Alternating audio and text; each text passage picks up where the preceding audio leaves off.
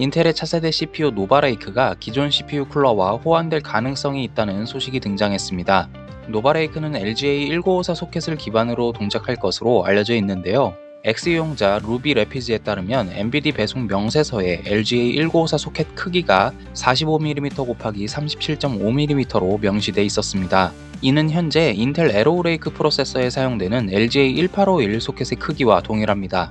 LGA1954 소켓이 LGA1851 소켓보다 약 100개 더 많은 핀을 가지고 있음에도 불구하고 물리적 크기는 같다는 겁니다. 소켓의 크기가 동일하다는 것은 CPU 쿨러의 장착 방식도 비슷할 가능성이 높다는 것을 의미합니다. 이 정보가 사실이라면 에로우레이크 프로세서 및 LJ1851 기반 메인보드 이용자가 노바레이크 시스템으로 넘어가더라도 쿨러는 그대로 사용 가능함을 의미합니다. 과거 인텔은 LJ1156부터 LJ1200 소켓까지 쿨러 장착을 위한 홀 간격을 동일하게 유지, 사용자들은 기존 쿨러를 새로운 CPU에서도 사용할 수 있었습니다. 다만 CPU 코어 배치 방식에 따라 열이 집중되는 지점, 즉 핫스팟이 달라질 수 있기 때문에 쿨러의 열 배출 성능이 동일하게 적용되진 않을 수도 있습니다. 또 소켓의 변경은 새로운 메인보드를 구매해야 한다는 뜻이기 때문에 사실 딱 쿨러만 재활용 가능하다는 점이 과연 현재 인텔 시스템의 구매 매력도를 높여줄지는 의문입니다. 이어 에즈락의 부사장이 AMD 라이젠 9000 시리즈의 사망과 관련 자사 메인보드의 문제임을 공식 인정했습니다.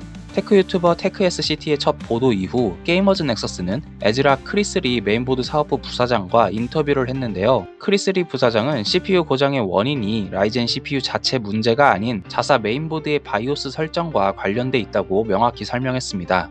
PBO 설정 내 TDC와 EDC 매개 변수 값이 너무 높게 설정됐던 것이 문제의 원인이라고 지적했습니다. 이는 테크SCT가 컴퓨텍스 2025에서 에즈락 관계자에게 들은 내용과 일치합니다.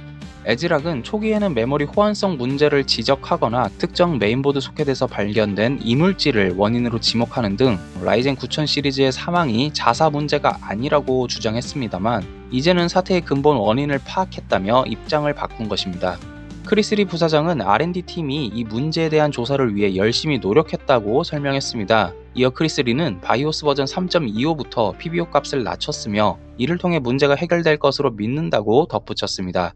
에즈락은 이 문제로 인해 손상된 모든 메인보드를 수리할 것이며 배송 비용도 부담하겠다고 밝혔습니다. 그러나 시스템 작동이 갑자기 중단될 경우 사용자가 CPU와 메인보드 중 어느 부품이 고장났는지 판단하기 어렵다는 핵심적인 문제에 대해서는 명확한 해결책을 제시하지 못했습니다. 또 에즈락은 메인보드와 달리 CPU는 사용자가 직접 소매점이나 AMD로 보내 보증 책임을 확인하도록 권고하고 있습니다. 이는 에즈락 바이오스 설정이 CPU 손상의 원인임을 인정했음에도 사실상 고객에게 부담을 전가하는 것으로 해석될 수 있습니다. 게다가 현재 에즈락 웹사이트에는 이 사태와 관련한 공식 뉴스나 보도자료가 여전히 올라오지 않고 있습니다. 이는 자사의 잘못을 인정하면서도 모든 소비자에게 사실을 공유하지 않는 기망 행위로 비춰질 수도 있습니다. 사실 더 큰 문제는 에즈락 메인보드 바이오스 버전 3.25 업데이트 후에도 프로세서가 고장난 사례는 계속 발생하고 있다는 점입니다. 에즈락 측에서 정말 문제를 해결했는지는 알 수 없으나 당분간 사용자들의 불안함은 계속될 듯합니다.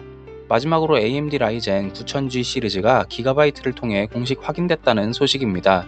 기가바이트는 자사 웹사이트를 업데이트하며 새 라이젠 9000G 시리즈를 제품 목록에 추가했는데요. 이는 라이젠 9000G 시리즈의 출시가 임박했음을 의미하는 신호로 해석됩니다.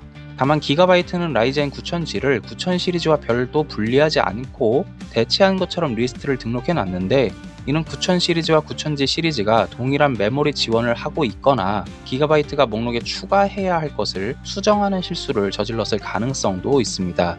7000과 8000 시리즈가 별도로 표기된 것을 보면 9000과 9000G 시리즈 역시 별도로 표기되는 것이 적절합니다. 9000G는 젠5 아키텍처 기반 CPU에 RDNA 3.5 아키텍처 기반 강력한 iGPU를 탑재할 것으로 알려졌습니다. 9000G는 스트릭스 포인트 또는 스트릭스 포인트 리프레시로 알려진 고르곤 포인트를 기반으로 할 가능성이 큽니다. 여기까지 IT주의 이주였습니다. 시청해주셔서 감사합니다.